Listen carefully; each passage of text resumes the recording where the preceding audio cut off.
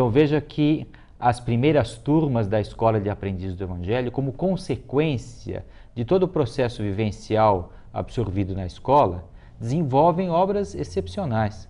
Então, a Federação Espírita do Estado de São Paulo desenvolve a Casa Transitória Fabiano de Cristo, a Campanha Alta de Souza, o próprio Centro de Valorização da Vida é um trabalho realizado por um grupo de amigos da 7ª turma da Escola de Aprendizes do Evangelho. Então vocês vejam o potencial de pessoas tocadas pelo valor transformador do Evangelho, com o programa da escola, mudando o mundo, mudando o jeito das pessoas se ajudarem, criando frentes de trabalho para que mais e mais pessoas exerçam o amor. Então isso, sem dúvida, é uma contribuição de valor incalculável para o Espiritismo em nossa terra. O Eduardo disse sobre a 7ª turma da FESP ainda, quando ali Jaques, Flávio, Valentim e outras pessoas se uniram para fazer com que surgisse o primeiro movimento, que seria o CVV.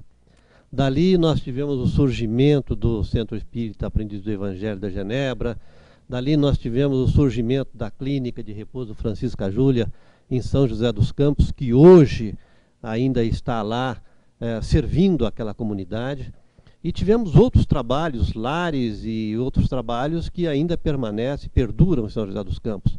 Sem falar na Casa de Crianças Jesus Gonçalves, que se dividiu, e esse movimento então foi trazido para São Paulo, e aqui então várias casas espíritas adotaram 6, 7 crianças, e cada uma delas então foi fazendo ali uma estrutura nova para que esse trabalho pudesse se multiplicar e para que houvesse a oportunidade da vivência, para que pudéssemos nós, alunos daquela época, sairmos da teoria e começarmos a abraçar aquele nosso semelhante que estaria vivendo no momento de receber o nosso apoio e o nosso amor. E nós estávamos vivendo o momento necessário de aprendermos a ser humildes, de aprendermos a servir e de aprendermos a amar. Foi realmente uma época em que nós, ainda pequenos, ainda aprendizes, nós observávamos aquela movimentação gigantesca e sentíamos que aquilo realmente era realizado por pessoas extraordinárias. E eram pessoas que, na nossa visão, eram pessoas que tinham algo mais. E depois, com o tempo, nós fomos percebendo que não eram pessoas tão extraordinárias, que não eram pessoas tão inteligentes, que não eram pessoas tão vocacionadas, mas que eram pessoas que tinham um ideal gigantesco e que dedicavam a sua vida com tanto amor àquela causa e ali colocavam o seu coração, que as coisas começavam a acontecer.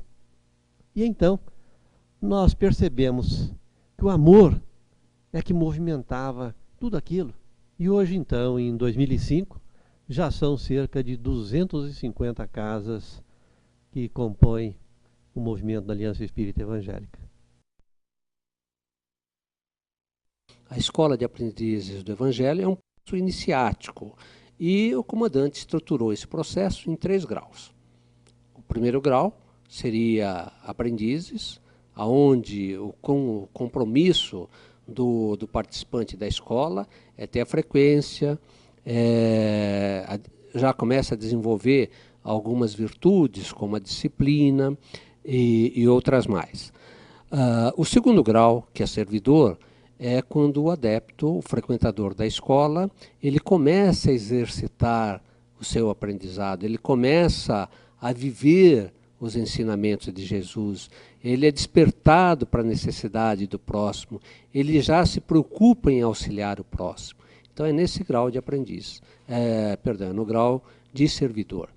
E o terceiro grau é quando o frequentador da escola de aprendizes termina a escola no 3º ano e aí ele é convidado, se quiser, a ingressar no grau de discípulo ou ingressar na fraternidade dos discípulos de Jesus. Uma coisa interessante é que para as pessoas que ouvem falar da escola de aprendizes como parte de um processo de iniciação em 3 graus, às vezes comentam que, puxa, mas isso parece uma coisa que não tem a ver com a cultura ocidental, porque quem se organiza desse modo são as religiões orientais.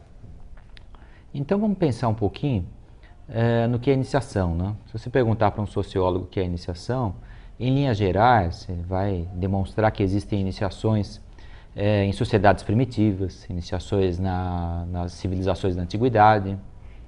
E o que existe comum em todo o processo iniciático é que o ser humano que passa pelo processo de iniciação, ele se transforma de uma maneira irreversível. Então, lá nas tribos do Xingu, quando o menino vai virar homem, ele passa por um processo de iniciação. Então, numa especialização de um sacerdote do Antigo Egito, ele passava por um processo de iniciação. Ou seja, isso é comum em todas as culturas humanas, mas o que exatamente significa e como é que isso pode ser utilizado a serviço do espiritismo no século XXI? Bom, essa transformação sem volta, sem retorno, irreversível, tem a ver com o processo de reforma íntima que necessitamos promover no espiritismo religioso.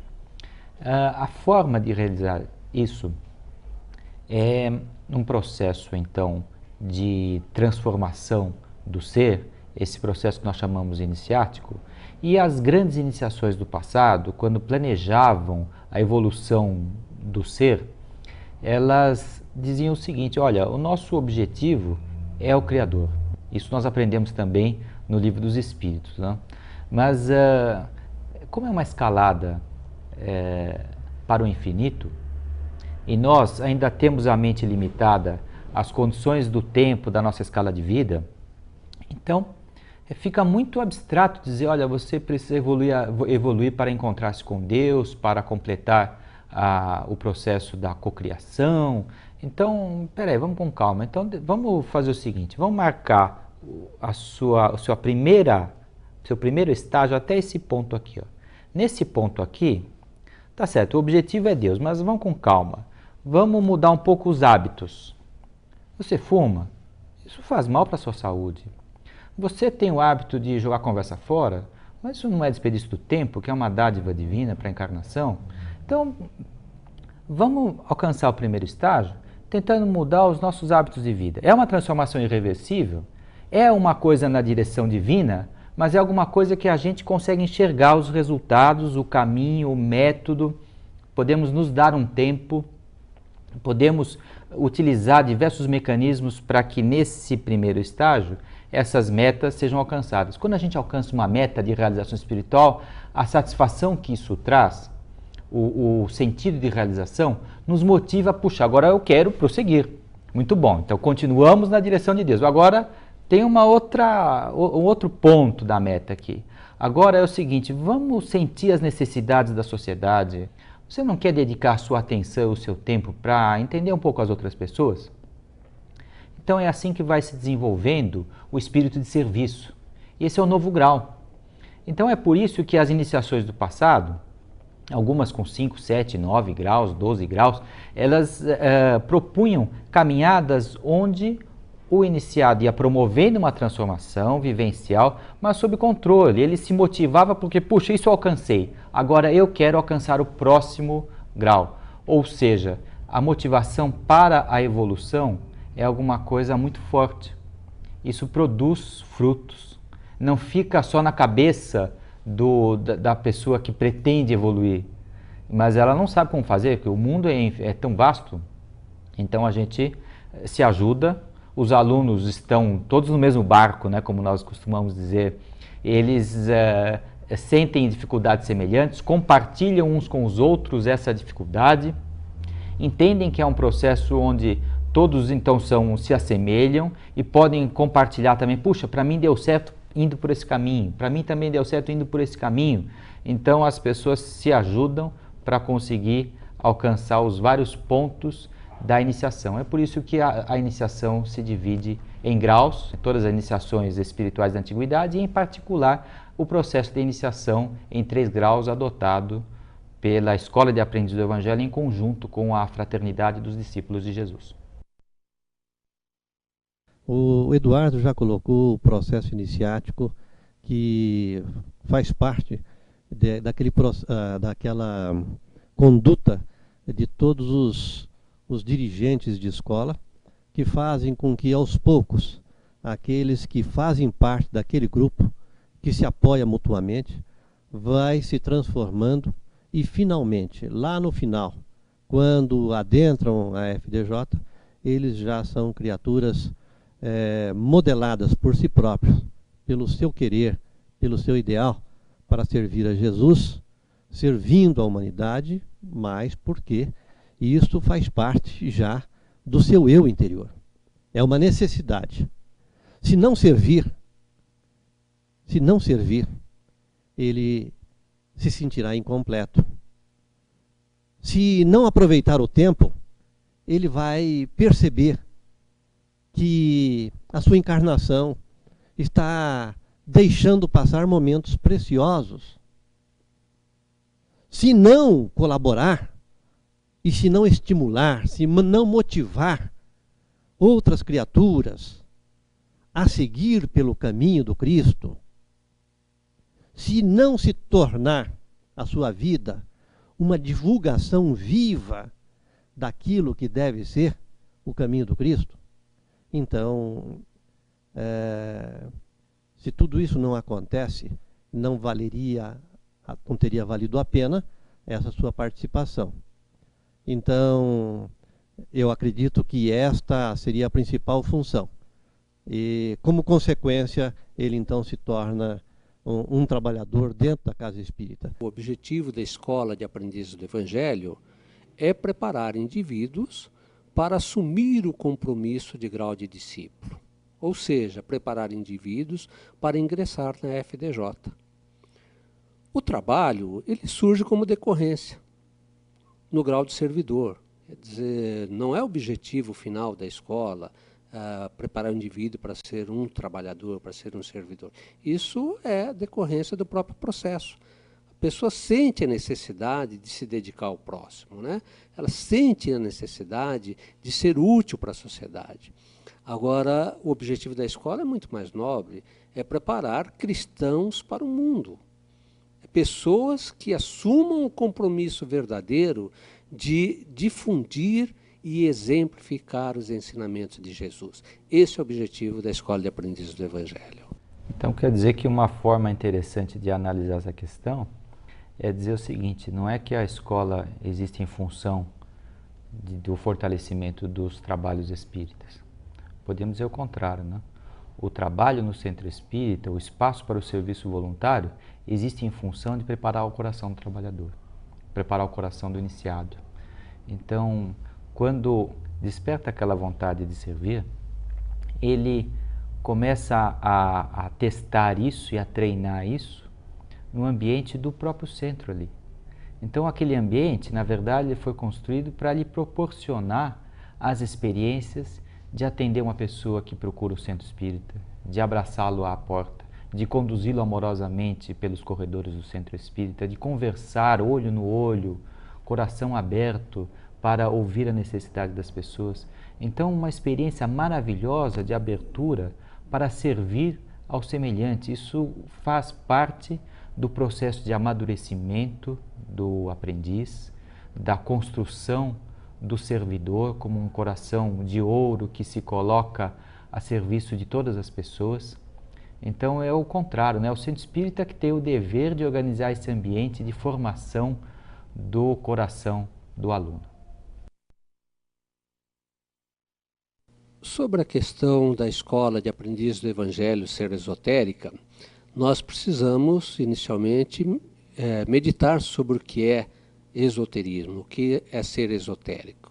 Se nós consultarmos os dicionários, nós vamos ver que esotérico, escrito com X, significa o ensinamento que era difundido na antiguidade grega para as grandes massas de interesse geral. E o esotérico, com S, também na antiguidade grega, significava um ensinamento destinado a poucos, aos discípulos de uma escola já instruídos. Então, era no sentido mais restrito.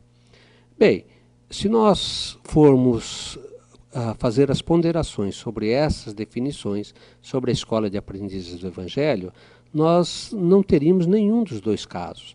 Porque, embora nós pudéssemos ser levados a pensar que a escola de aprendizes do Evangelho seja esotérica com essa, ou seja, o ensino destinado a poucos, a discípulos já instruídos, ele não se adequa bem à escola, porque não se exige que quem faça a escola já tenha conhecimento, já seja uma pessoa moralmente construída, que ela já tenha galgado alguns degraus na sua evolução.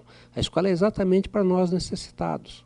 Então, nesse sentido restrito, também não seria esotérica, a não ser que nós queiramos considerar no sentido lato de esotérica, embora destinada a poucas pessoas, mas a pessoas ainda em processo de aprendizado. Bom, Luiz, é interessante que agora há pouco nós fizemos uma comparação com os processos de iniciação da antiguidade e vimos que isso é alguma coisa que ficou mais clara, mais precisa no mundo oriental, né, na civilização oriental e não na civilização ocidental. Então, algumas pessoas que vejam, puxa vida, aqui existe uma iniciação em graus, isso lembra aquelas formações místicas e religiosas do Oriente, nós podemos pensar que a escola, ela, além de tudo, é uma escola organizada pelo meio espírita. Então, é por isso que nós chamamos a iniciação de iniciação espírita, isso está na capa do livro-texto. Então, é uma realização do espiritismo. E veja, vamos às bases da codificação. Uma das frases muito citada, muito repetida, uma frase basilar, né, é que... então veja, isso de certo modo, esta frase designa o modo de ser do espiritismo em relação ao mundo.